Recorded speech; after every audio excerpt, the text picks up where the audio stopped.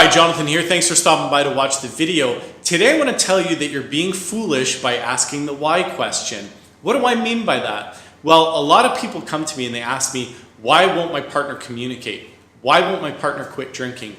I'm here to tell you that to answer the why question when it comes to your relationship, you're being foolish from the start by even asking the question, but more importantly, you're never going to arrive at a commonly agreed upon answer as to why something occurs. The reason being is that why is subjective.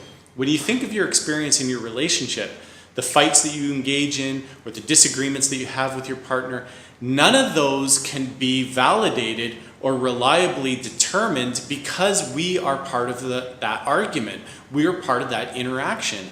We can't be objective. We can't look at the situation and say, this is exactly what happened.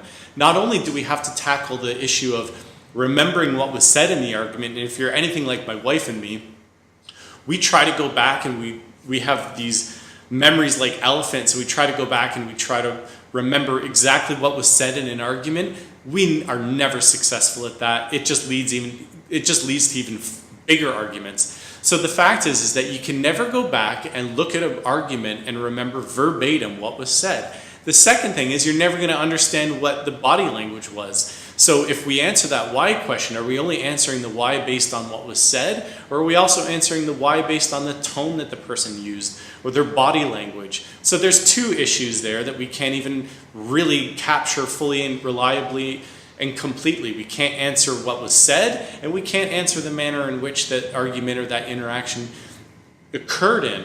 The third, and even the most troubling, is that we don't even understand the external pressures that were on those two individuals engaged in the argument that resulted in the argument. So many people like to think that their relationship fights and their disagreements are because of themselves as people or as a couple. I would argue that most of our troubles that we have with our partner have less to do with our differences or less to do with us as people and more to do with our external circumstances. I spoke about this in a different video, but I talk about the issue of trying to get out the door as fast as you can in that morning routine, particularly for couples with kids. My wife and I, we scramble around trying to gather up our kids, gather up lunches, shuffle them off to school, to drop off at daycare. It's a stressful event. All we do is bicker and argue, and we're short with each other. That interaction of all of us trying to get out of the house, that's an external stress. And do we even remember that when we're talking about the why question? So here we are, we've got three issues with the why question. First, we can't remember what was said verbatim, so it's not reliable or valid. We can't remember the manner in which people said that, what they did. Thirdly, we can't even remember what the external circumstances were that maybe led to those short interactions that we have with each other. So that is why we're foolish to chase this why question. All we do is we just jump down a rabbit hole that we're never going to get out of. And I promise you, if you start asking your partner why you're disagreeing or why they're this way or why you're that way, all you're going to do is argue and bicker and fight.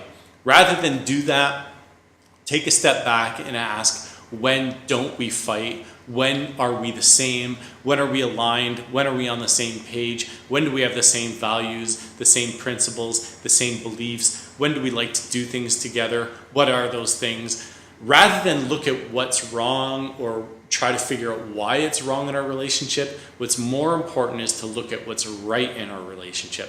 Because I promise you, when we start shifting our focus to a solution-focused view of our relationship, those solutions being the things we do well, the minute we start doing that, we see progress, we see improvement, we see hope and optimism enter the room. And if there's one thing that couples need, two things actually, if there's two things that couples need, it's more hope and it's more optimism. It's less why. So don't be a fool. Don't ask the why question. Save yourself a lot of grief. Thanks for checking out the video. Look forward to talking to you soon. Take care. Bye.